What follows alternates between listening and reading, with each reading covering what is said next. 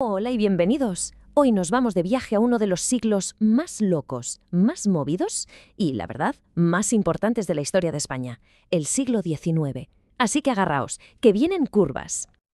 A ver, pensadlo un momento. ¿Qué pasaría si un año tuviéramos un rey, al siguiente una república, luego una guerra y después otro rey completamente distinto?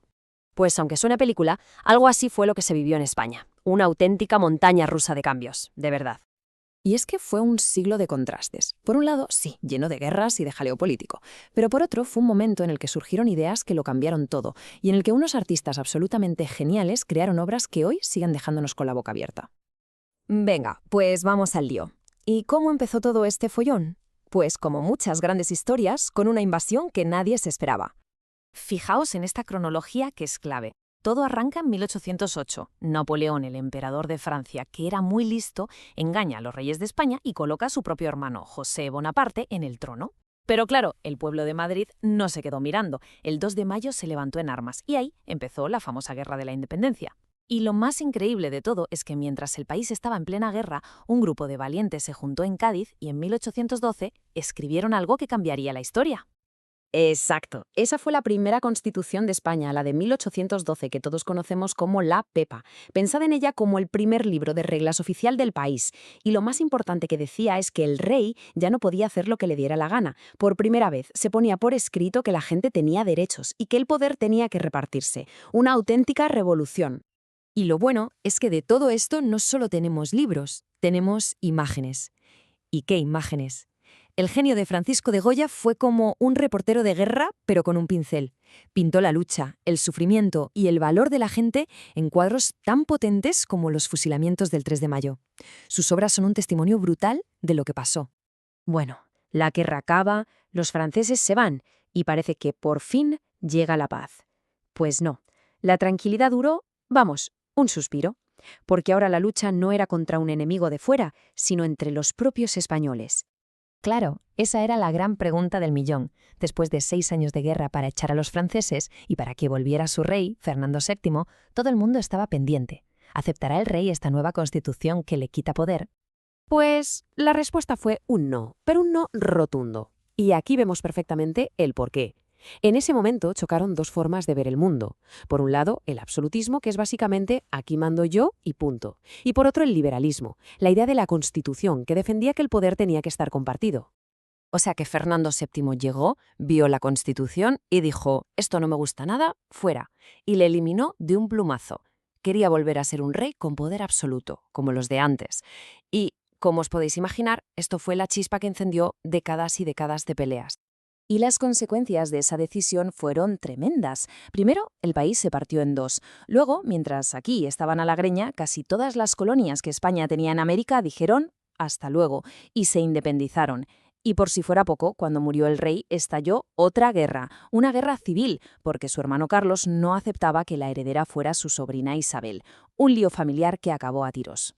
Pasan los años, Isabel II consigue reinar, pero los problemas siguen y siguen. La cosa se lía tanto que la gente se harta y, en una revolución, la echan del país.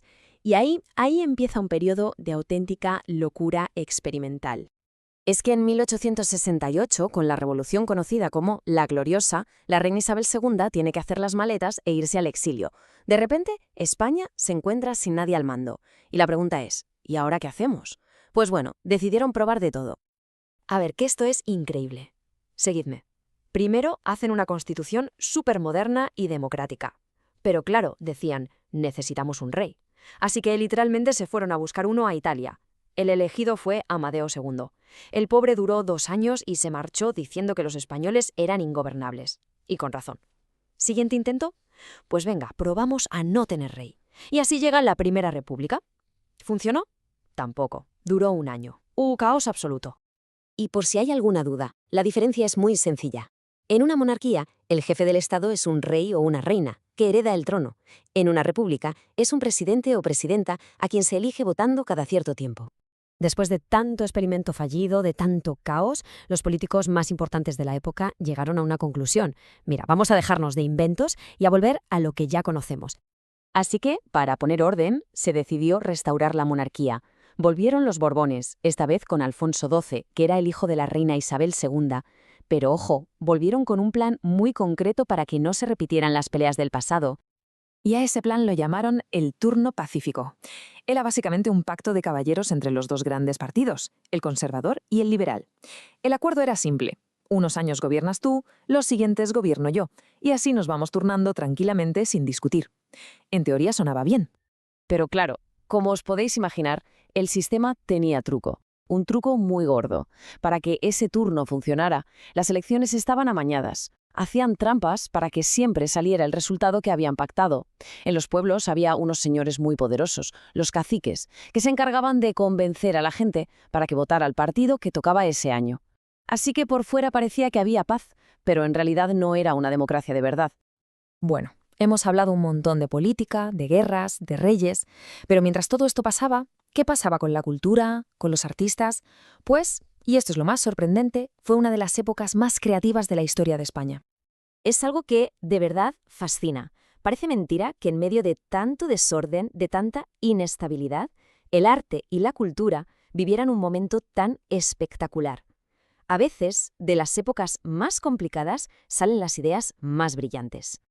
Y es que menudo nivel había. En pintura pasamos de un genio como Goya a otro como Sorolla, que pintaba la luz del Mediterráneo como nadie. En arquitectura, qué decir de Antonio Gaudí y sus edificios de fantasía en Barcelona. En literatura, poetas inmortales como Rosalía de Castro o Bécquer. Y al final del siglo, tras el palo de perder las últimas colonias en 1898, surgió un grupo de escritores, la generación del 98, que se dedicaron a pensar sobre España, sobre su pasado y su futuro. En definitiva, si tuviéramos que resumir el siglo XIX, podríamos decir que fue una etapa de aprendizaje a base de golpes. Un siglo de probarlo todo, de cometer errores, de levantarse y volver a caer, pero que sin duda sentó las bases de la España que somos hoy. Y esa es la gran pregunta que se quedó flotando en el ambiente. Después de un siglo tan movido, la duda era, ¿y ahora qué? ¿Qué le esperaba a España en el siglo XX? ¿Conseguiría por fin encontrar la estabilidad? Pero bueno, esa ya es otra historia. ¡Hasta la próxima!